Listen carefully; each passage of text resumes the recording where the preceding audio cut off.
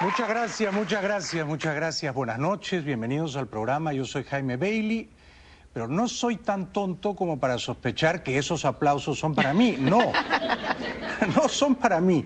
Nunca en la historia de este programa habíamos reunido a tanta gente tan entusiasta, tan cálida, todos aquí congregados para expresar nuestro respeto y nuestra admiración a María Corina Machado. Un aplauso para ella, por favor.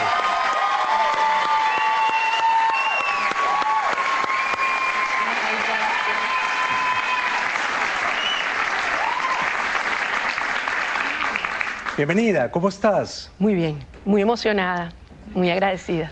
Bueno, parece como si estuviéramos en Caracas, ¿no? Estamos, ¿no? Es verdad, es verdad.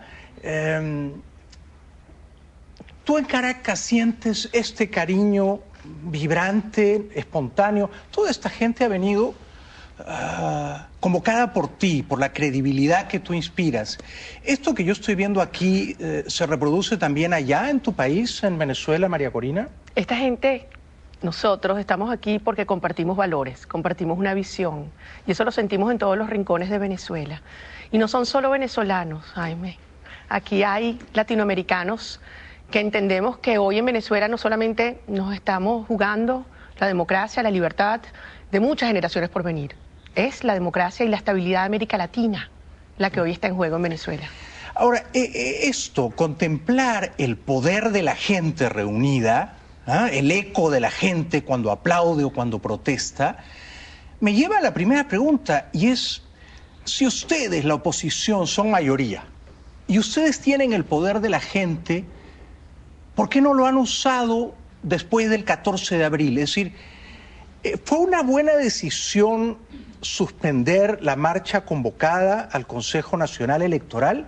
¿En qué momento la oposición venezolana va a permitirse esa demostración de poder, sacar la gente a la calle, o no conviene? Tú me habías dicho que vamos a empezar por la parte fácil. Esta es la parte fácil. Esto es lo fácil de la entrevista. Bueno, mira, el poder de la gente se ha estado expresando en Venezuela durante 15 años y ha ido tomando múltiples formas de lucha, porque no estamos enfrentando cualquier cosa. En Venezuela hay una neodictadura que es mucho más difícil y complejo de enfrentar y derrotar que una dictadura clásica, porque se disfraza de democracia. Y eso genera enormes contradicciones en quienes creemos en la democracia y la libertad. ¿Cómo lo enfrentamos? ¿Parece una democracia por la vía electoral? ¿Es una dictadura? Creamos una resistencia. Y después de muchos años los venezolanos hemos entendido que hay que hacer las dos cosas. Y esa es la ruta por la que avanzamos.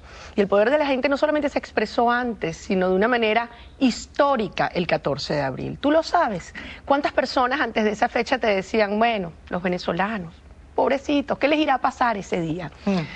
Y yo decía, confíen en nosotros. Nuestra generación va a demostrar lo que somos capaces de hacer, y lo hicimos. Viene una nueva etapa donde el gobierno que se sabe ilegítimo, ilegal e incompetente ha optado por la represión para intentar imponer un sistema de control total, social, cada vez más férreo. Y frente a esto, la respuesta de la unidad democrática ha sido más lucha electoral y más lucha en la calle. Quizás algunos quieren que sea más rápido, más grande, más frecuente. Y ahí hay matices. Y dentro de la unidad hemos ido encontrando mecanismos de concertación y discusión. Pero sin lugar a duda, Venezuela hoy es un país en ebullición. No solamente tenemos un promedio de más de 15 protestas diarias. Eso es una barbaridad para los estándares de cualquier país latinoamericano.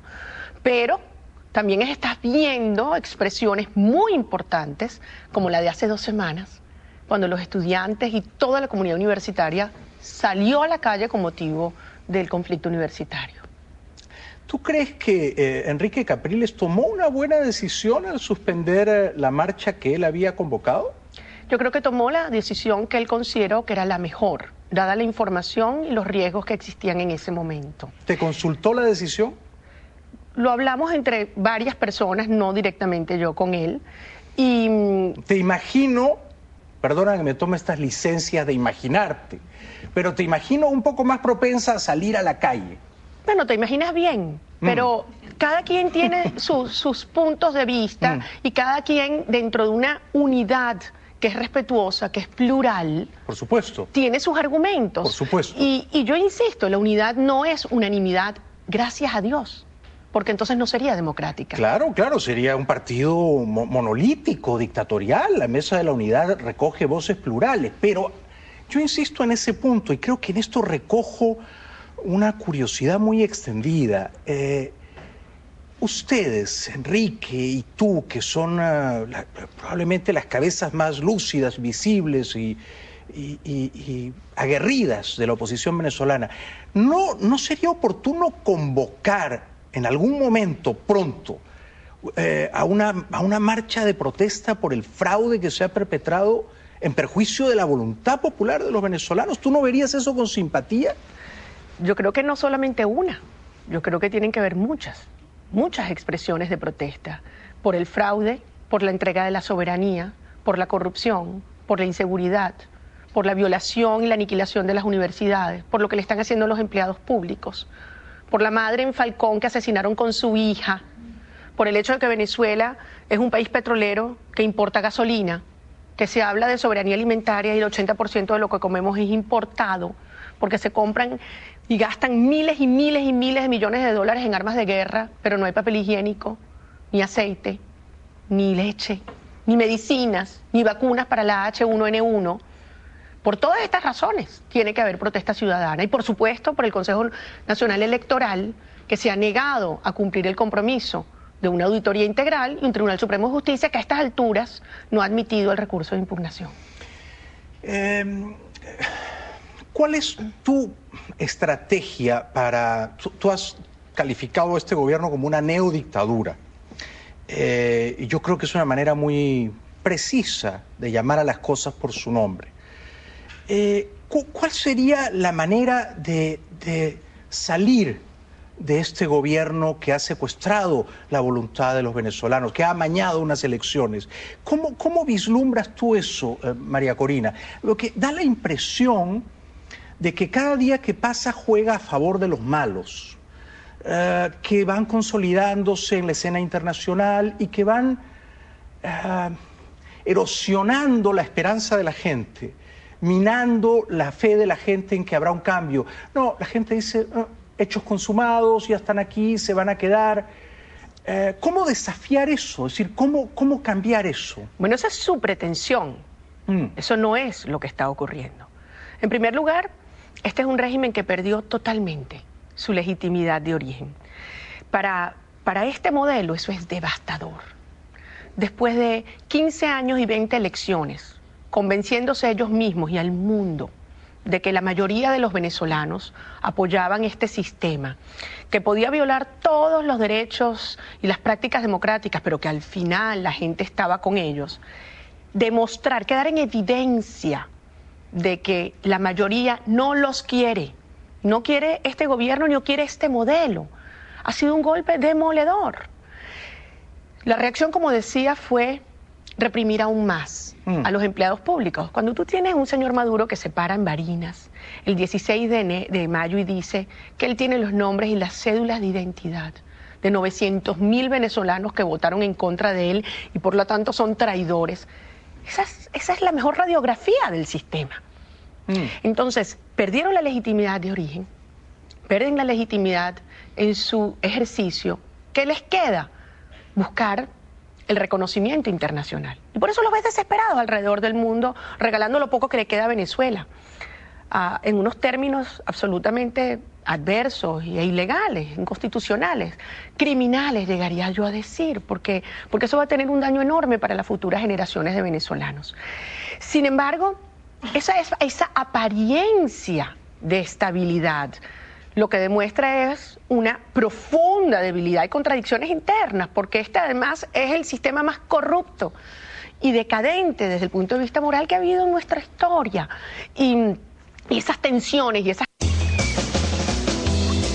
A family that vacations together, sunscreens together. $109 per night. Book now at /getaway. My name is Glenn Levine. I'm one of the partners at the law offices of Anna Drummond.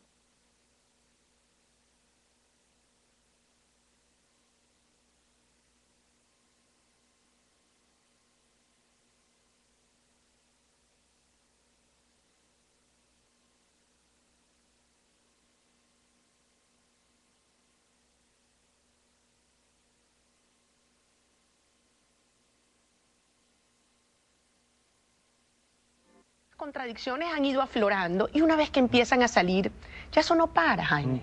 Porque yo digo que eso es como la Guerra Fría, ¿sabes? Que están con sus misiles de lado y lado, pero cuando sale el primer misil, se desata. Y ellos tienen mucha información de un lado y de otro, saben lo que han hecho, a los extremos que han llegado, y eso ya ha surgido. Y eso lo que está generando es, por supuesto, mayor y mayor desprestigio dentro y fuera del país. ¿Cómo crees tú que va a terminar el gobierno ilegítimo de Maduro? No veo ese desenlace claro. Es decir, un escenario es la gente sale a las calles, como en la primavera árabe, como en Egipto, toma las plazas y entonces es incontestable, es irrebatible que el pueblo quiere el cambio y cae la dictadura. Otro escenario es que un grupo de militares, por respeto a la soberanía que ha sido entregada a Cuba, y en vista de las pruebas del fraude, remuevan del poder a Maduro y compañía. Yo vería, por supuesto, ese escenario con gran simpatía, siempre que los militares convocaran unas elecciones pronto y fueran limpias. Pero cuando se lo planteé, por ejemplo, a Enrique Capriles, él me dijo, no, un golpe militar no en ningún caso. Fíjate, a nosotros nos dicen en Venezuela, quienes hacen análisis desde afuera, que nosotros tenemos dos opciones. O un quiebre militar o un proceso de control progresivo, de domesticación y apaciguamiento de la sociedad que lleve a que este sistema termine asentándose sobre la base de... Un aplauso para ella.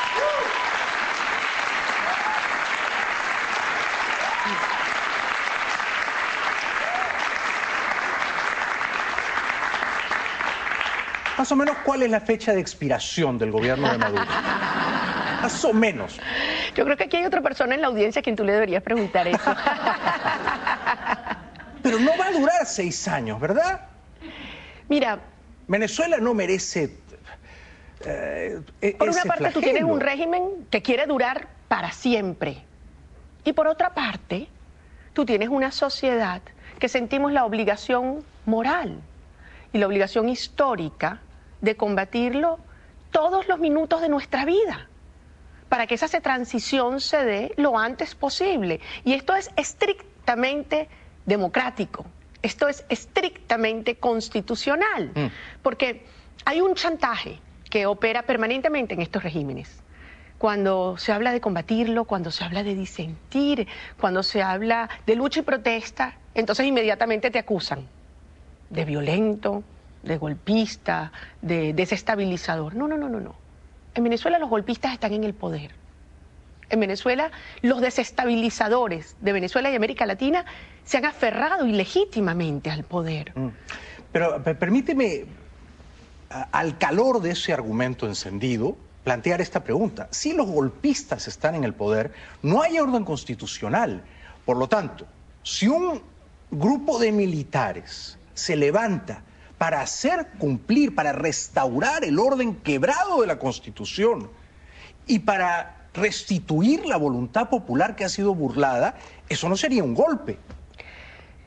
Yo considero que dadas las circunstancias que actualmente existen en el país, la opción tiene que ser promovida por los civiles, por los ciudadanos. De acuerdo. Es la fuerza de la ciudadanía. No, pero déjame terminar, porque es muy delicado. En Venezuela y en América Latina tenemos una historia muy complicada de irrupciones militares que, justificándose en restituir procedimientos y normas, terminan acaparando indebidamente el poder. Nosotros en el año 58 vivimos una historia maravillosa. El 23 de enero del 58, el pueblo de Venezuela, que tenía solo 3 años de historia democrática en su haber, demostró cómo eso había penetrado nuestro ADN. Y frente a la inminencia de un golpe de Estado, los ciudadanos salieron a la calle y dijeron no otro golpe de Estado. democracia. Y es ese espíritu del 23 de enero el que yo siento muy presente hoy.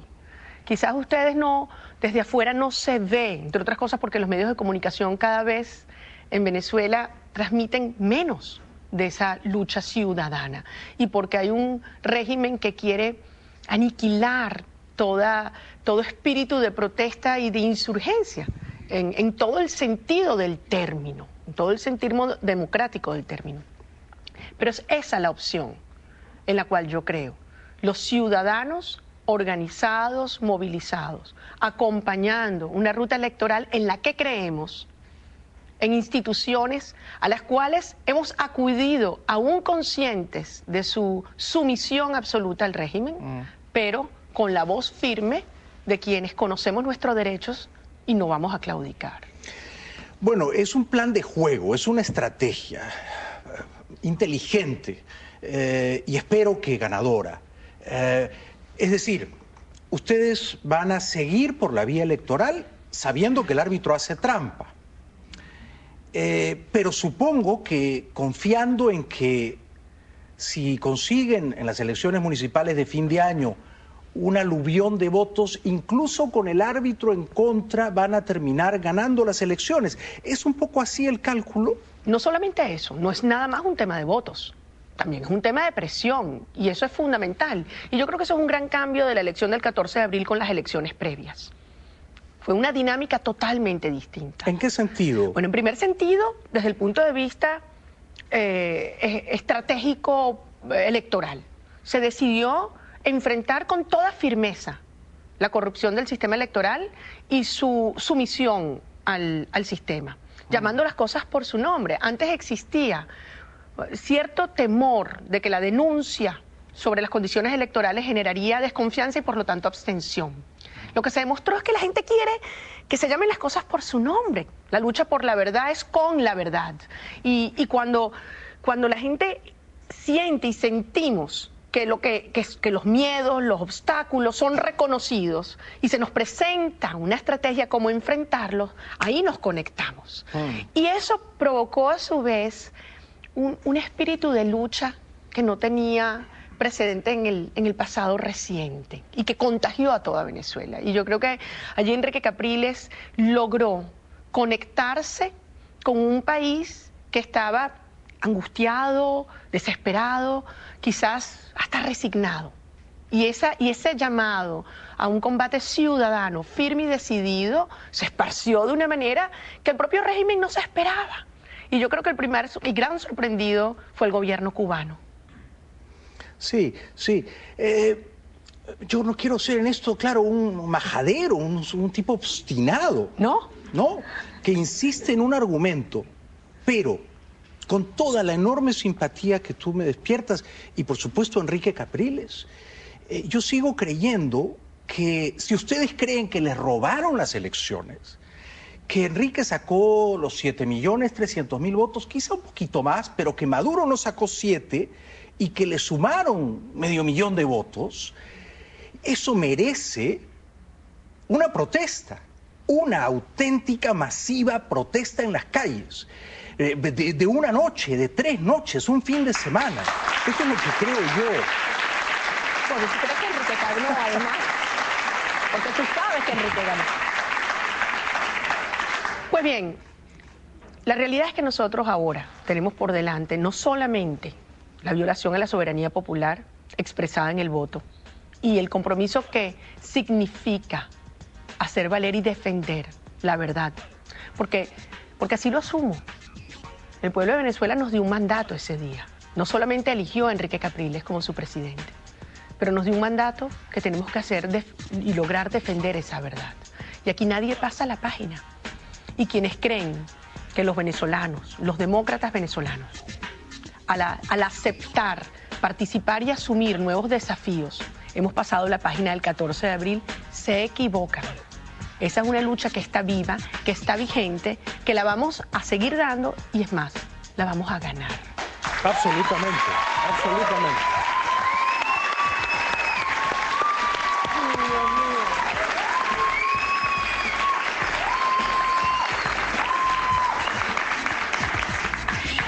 María Corina, por favor, quédate un rato más aquí con nosotros. Yo te decía antes de comenzar el programa... Porque ahora sí viene la parte fácil. esa no me la pierdo.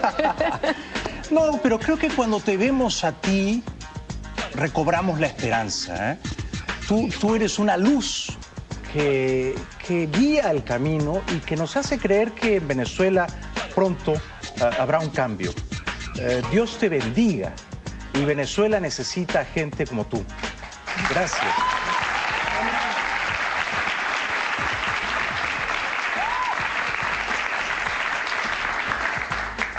No se pondrá celoso Enrique, ¿no? ¿Cuál Enrique? Enrique Capriles. Ah, no, yo tengo muchos Enriques a mi alrededor. ¿De veras? Sí. Sí. Mi papá, mi hijo.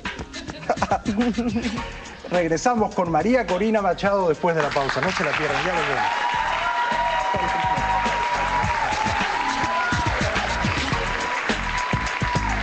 Megacine en junio, nueva temporada de estrenos. ¿Y de verdad que tú nunca habías venido a La Habana, niña? Increíble, ¿no? Lo mío